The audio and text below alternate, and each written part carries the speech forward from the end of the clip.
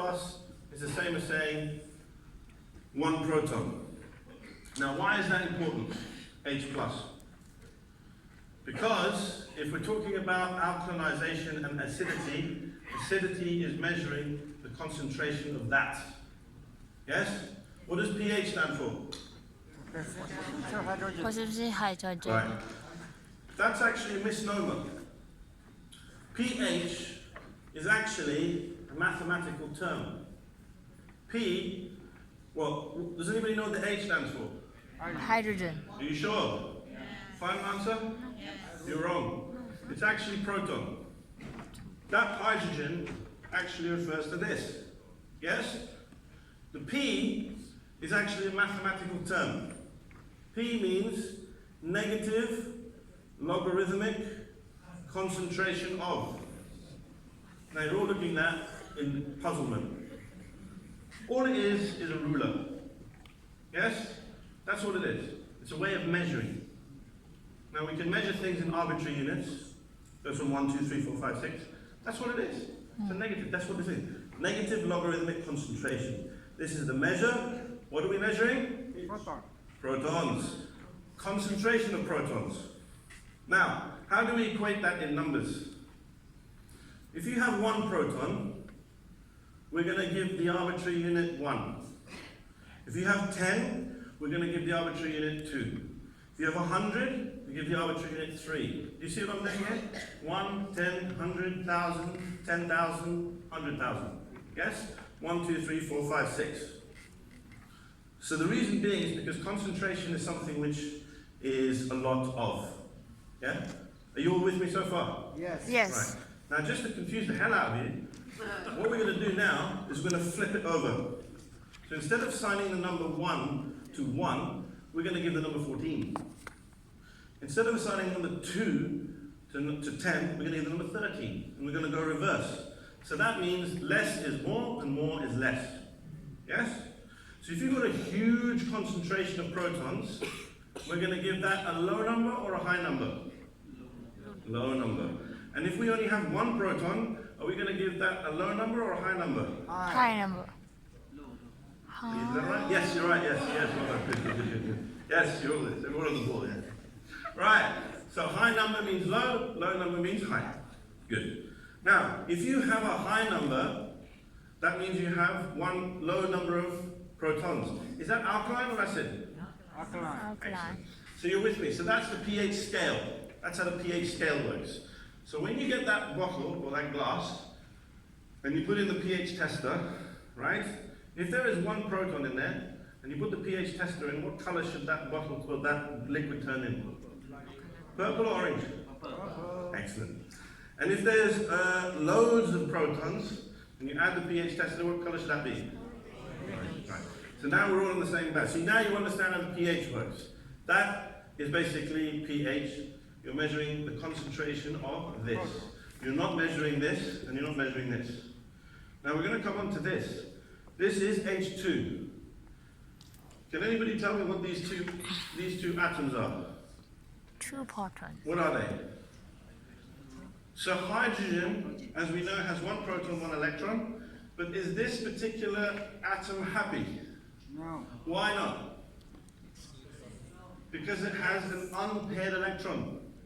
This does not like to exist as atomic hydrogen. This prefers to exist as H2. Because the electrons can then play with its buddy. So you have 2 electrons.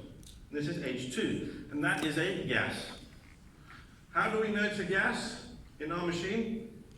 Because when the water comes out of the tap, if you take a match and light it with fire, or light the match, hold it beside the stream, what do you hear? And what is that popping noise? Hydrogen. Hydrogen gas in the water. It's the gas which has been dissolved in solution. Okay? So those are our suspects, H plus, and H2. It's important you know the difference between these, because if you know the difference between these, then you can go on to understand how the water works. Now, what we're going to do next is, let's talk about, so we've talked about pH. The next thing we should talk about is antioxidation. Now, does anybody know what a free radical is? and I'm not talking about ISIS. What is a free radical? It's a substance with unpaired electrons. Right. It's a very, very high energy particle, which can be an ion, an atom, or a molecule, which causes havoc. Amjad, if I took money from you, how would you feel? You'd feel sad, wouldn't you? And if your life depended on it, you would grab the money off somebody else. So you take it off Zion, and Zion would take it off somebody else, and it will go around and around and around and cause a chain reaction. You would be called a free radical. Now, how are we going to solve this problem? Because if you're the free radical, what I need to do is I need to satisfy you. And how am I going to do that? Produce. In what form does the most powerful energy source exist in? In what form does the most powerful energy source exist in? Love. That's right, we've got to love. The answer here, love. Wow. Why? Because if you give love, what comes back? Yeah. But what must you never do? Must never expect. Exactly. So how are we going to solve this problem? We're going to give love. We give. So by giving the electron to the free radical, you will neutralize it. So, does anybody know who the usual suspects are of the free radical? We have here group 7, fluoride. Right. So how do we represent fluoride? Fluoride has 2 electrons in its first shell. How many electrons does it have in its outer shell? 1, 2, 3, 4, 5, 6, 7, 8. 7. Is this atom happy? No. Why not? Not paired. One minus. Because it has an unpaired electron. So, what we need to do is we need to neutralize this. How are we going to do that? Well, here's the hydrogen. Here is the hydrogen molecule. If that splits apart, you get this. This has 1 electron. This now can donate its electron to here, and it neutralizes the free radical. Oh. Yeah? So there you go. So this is how atomic hydrogen from the water neutralizes the free radical. And once it takes that step, all well and good. Now, we've got to turn to this. What is this?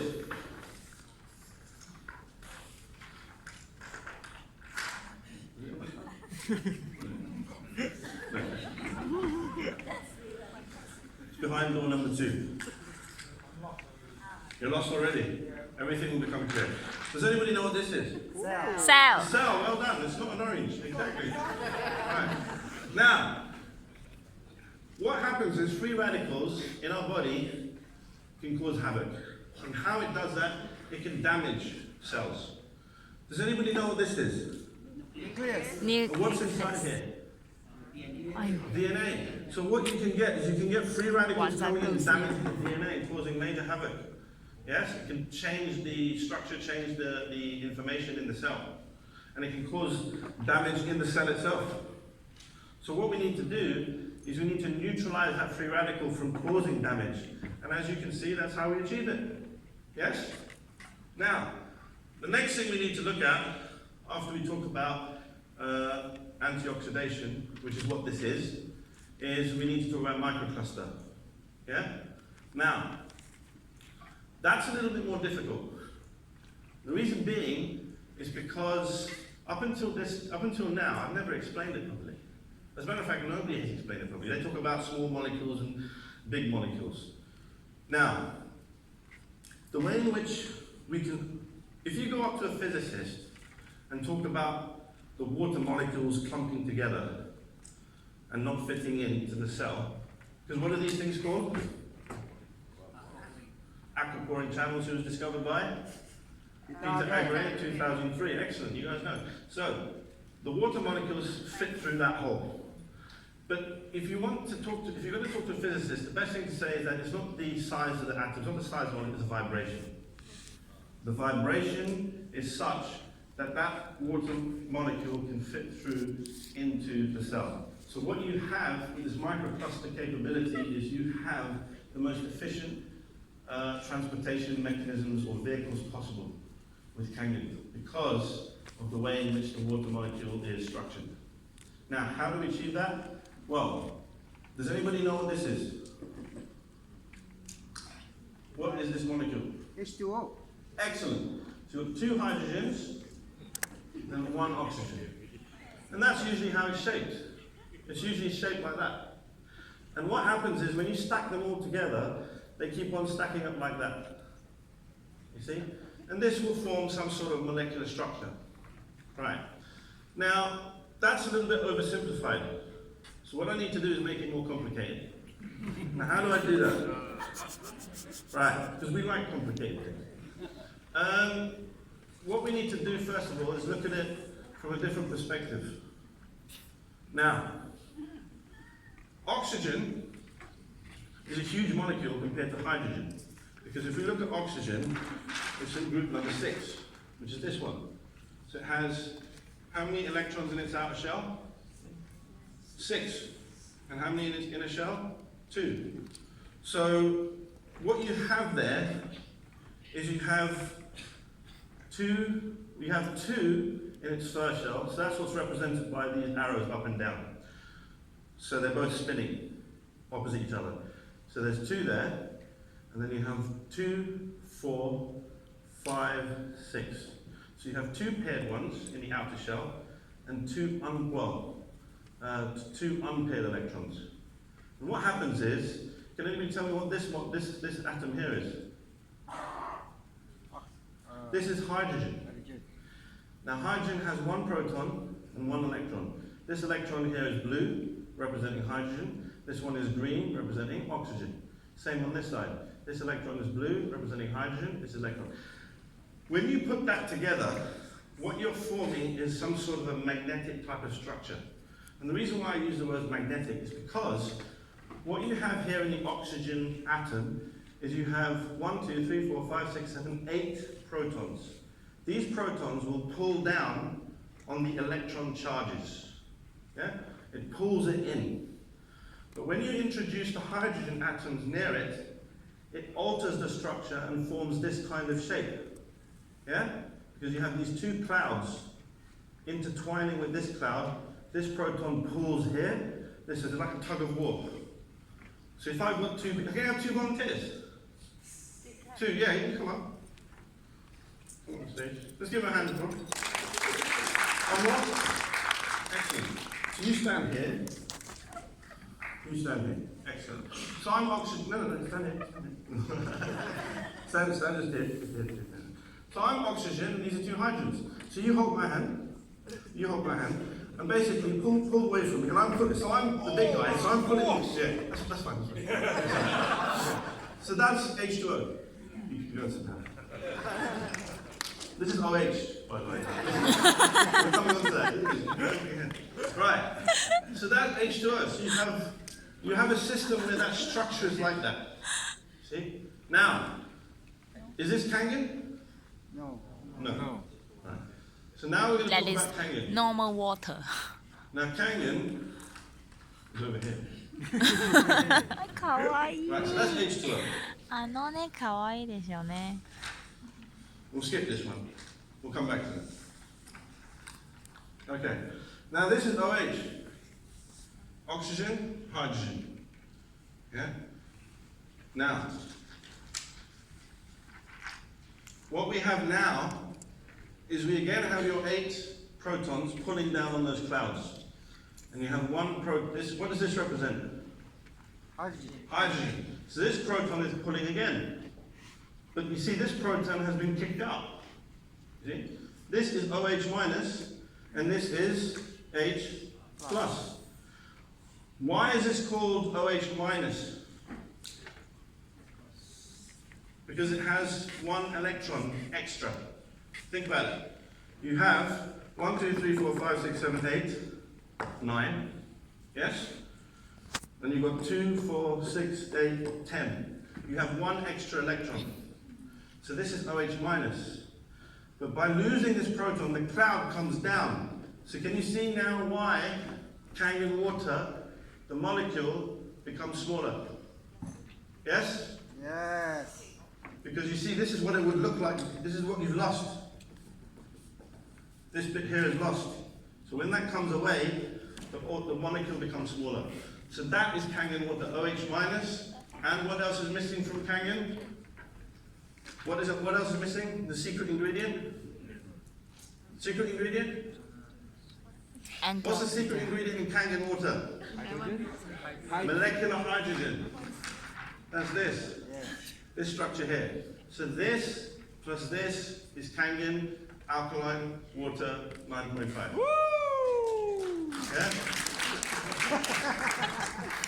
So what you have here is you have a load of OH minuses intertwined with H2, and now you can see why. What happens here is you have molecular hydrogen, which helps to break apart and neutralize the free radicals, which cause damage to the cell. And you also have OH minus. Now, we haven't talked about the alkaline aspect of the body, and that's important because we're coming back to the cell, which is here. Right. A lot of you came up and gave testimonials. I want you to try and take away from this what actually is going on in the body. You see, when you think like a naturopath, what happens is you start to think about the compartmentalization of the body itself.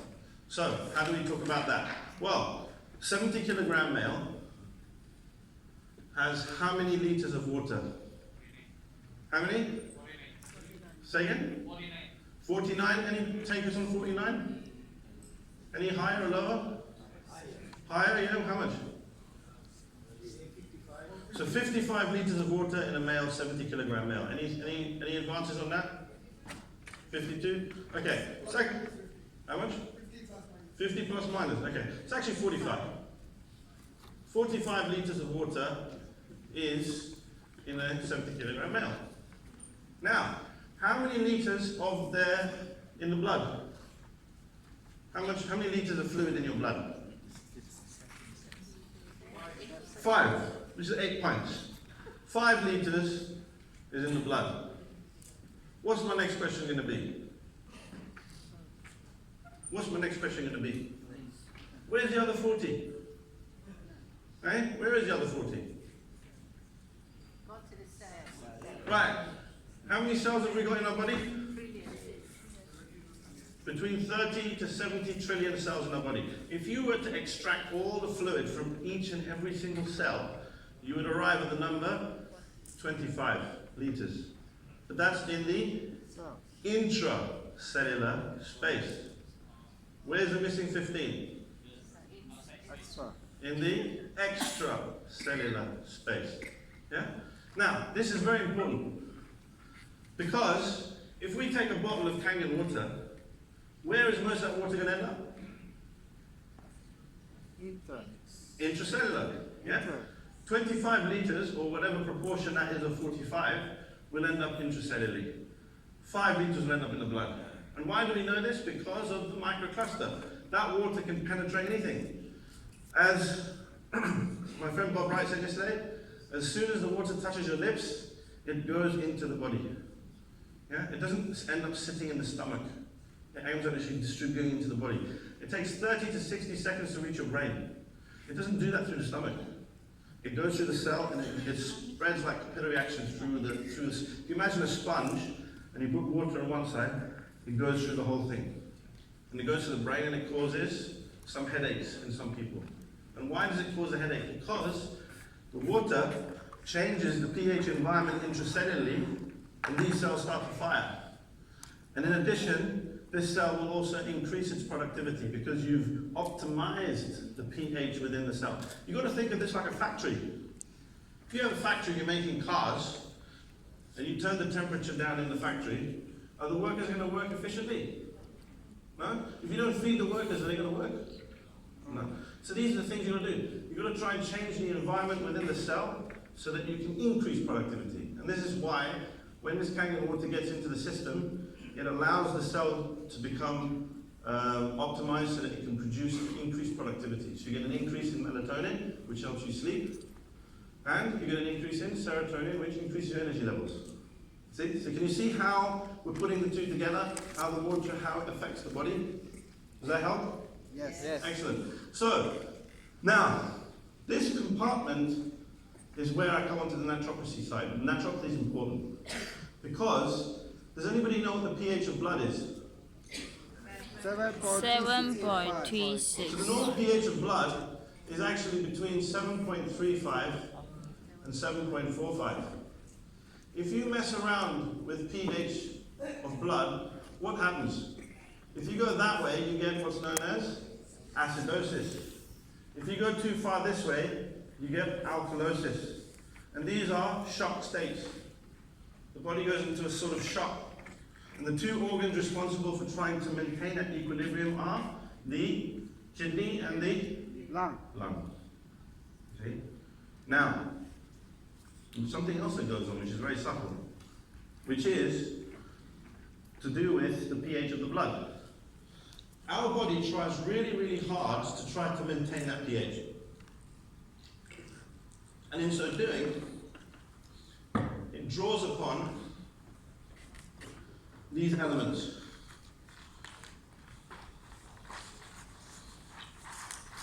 Specifically,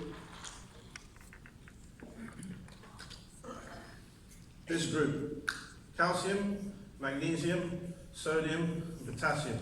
These all represent the alkaline minerals.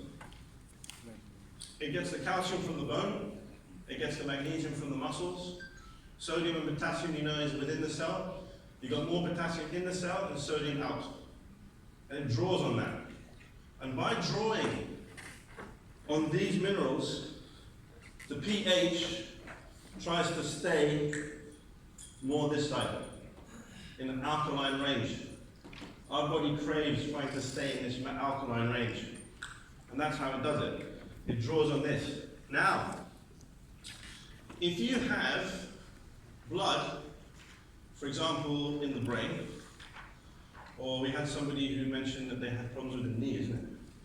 Yeah. If you have blood, this is your blood cell, this is your blood vessel, and you have all these cells all sitting around. Okay? If you have a pH which is 7.2, yeah, which we know is outside the pH range of blood, it's more acidic, yeah, 7.2.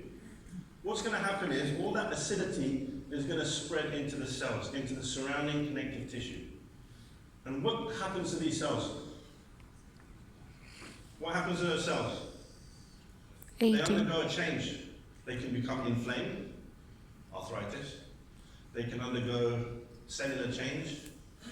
So, for example, cancers, you have cell structure change. So, for example, if you look at the bottom of the esophagus, if you have acid reflux, those cells, which are not goblet cells or not columnar cells, they change into squamous cells.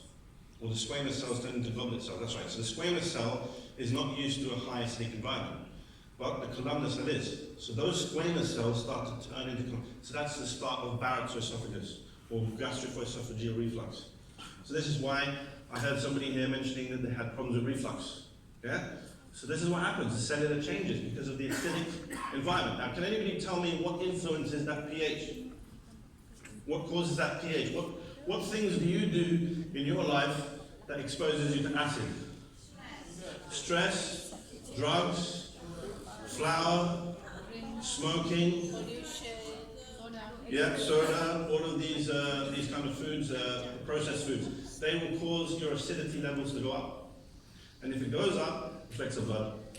And the body says, right, we need to start breaking down some of these calcium, magnesium to try and maintain the alkalinity in the blood. But meanwhile, we're suffering because all of that acid leaches out into the cells and causes this kind of damage. Can you see now why alkalization is important? Yes. And where do we get the source of alkaline if we didn't have Kangen? Food. What kind of food? Plant Food or based. junk? Just food, exactly. Good, so we follow, so this is food. So greens, leafy green vegetables, these kind of things are natural. Rhubarb, all these things, these are all alkaline. So you want to alkalinize this, and what's going to happen when you alkalinize this? If this now becomes pH 7.5, what's going to happen? All of this acidity is going to end up going back. You're going to start to reverse these effects. Yeah? This is what the Gerson therapy is about. People who have cancer, they start drinking more alkaline water. This is why alkaline water, people drinking pH 11.5, 9.5, all of the acidity from the cells, the surrounding, get into the hair. This is why, for example, our friend at the back who had the tumor in his brain, what happened is it started to shrink. Why? Because all of that pathology in the brain started to push that acidity back into the blood, reversing it. Doing what? Taking the body back to Origin. which is what Kangen means. I think that deserves an applause, isn't it? Kangen. Right. So, this, ladies and gentlemen, is how Kangen water is working, by actually bringing the pH back and helping us. So when the water gets into here, it's going to alkalinize this environment, raising the pH, drawing in on these, and all of these acidic minerals, which is on this side of the periodic table, which is, we'll highlight that in black, are the phosphates, the sulfates, the chloride, and the fluoride. These are all your acids. And this is what actually leaches out into the blood, and then you detoxify. This is why it's important to do those enemas, because you want to get all that acid out of the body. Yeah? So by actually drawing all this blood, it takes out all that acid, and you're passing it out through your sweat, through passing urine. This is why when you go to the toilet more when you drink Kangen, you pee out all of that, all the toxins are coming out. Same with the enemas. You're drawing out all of this acidic. So can you see that? Does that give you an idea how the body works? Yes. How the water and the Kangen all works together? Yes. Excellent. So I think we're done. I think we're done. Yeah? I've got 5 minutes, have I? Oh, yeah. I forgot that. Yeah. So, actually, yeah, that's good. Right, this diagram here, you're all wondering what the hell is that? Right, now, yesterday, a few things I want to clear up. Who attended the lecture yesterday? Yeah. Okay, so you all know about Bob Wright. He said about he was talking about the importance of ORP. Now, the ORP means what? Oxidation potential. Now, ORP actually does something. What it actually does, it is actually measuring a ratio. Yeah? And the ratio that we're interested in for Kangen is this. H plus this goes to H, but you want to put 2 of those. Yeah? Now, is this an oxidation reaction or a reduction reaction? Which one is it? Oxidation or reduction? Reduction. Because, how do you remember that? Oxidation is loss. Reduction is gain. We are gaining 2 electrons. So this is a reduction reaction. So we've reduced this proton to form molecular hydrogen. So the ORP measures the ratio of this and this. If you have more of this and less of this, then you have a negative result. For example, minus 400, minus 600. Now, if you reduce this, if there's less of this and more of this number becomes lower or higher? Higher. It becomes more close to 0, minus 200. And this is what happens when you leave the water out. For 24 hours, 48 hours, all the hydrogen does what? Escapes. So that if the hydrogen is escaping, you still have protons inside. So the millivolts will start getting towards 0. Does that explain that? Excellent. Now, a lot of people, and I don't think Bob Wright, I spoke to Bob Wright about this, a lot of people make a mistake of thinking that this value equates to what's known as the resting membrane potential of the cell membrane. Yeah? You saw the cell, we took a part of the cell, and that's here. Now this is a bilipid layer, and these are all what's known as transporters. Now there is a high concentration of what here? Potassium, and a high concentration of sodium here. And they both influence this membrane in terms of the charge. So the normal resting membrane potential for potassium is minus 95, The normal potential for sodium is plus 30. So it's somewhere in between. So the resting membrane potential for this membrane is somewhere between minus 95 and plus 30. And that's completely different from this ORP. So it's important that you get that right. Yeah? Does that make sense? Yes. Kind of? Okay. Now, the only last thing to remember is that cells need to communicate with one another. Yes? This is what's called cell-to-cell recognition. And it usually communicates through this system of membrane permeability. The membrane is the most important part of the cell. Now, is there anything that you can think of that can disrupt this membrane? It's the food that you eat. If you have oils, for example, oils like vegetable oil or canola oil or these kind of oils, they will undergo something called trans fat configuration. If you heat it up, cool it down, heat it up, cool it down, you change the configuration, you microwave all these things. If you take this oil and you have that trans fat will get stuck in this membrane and disrupt this membrane. And if it disrupts the membrane, the cells can't communicate. So I wanted to get this point across. That's another reason why it's important to make sure that you try to cut out. I always say Kangen water is a step in the right direction. The next element is to look at is earth. And earth represents nutrition. Nutrition, water together, that will help to change your life, change your water, change your life, and change the way you eat. I think we should end it there. I say no. Professional.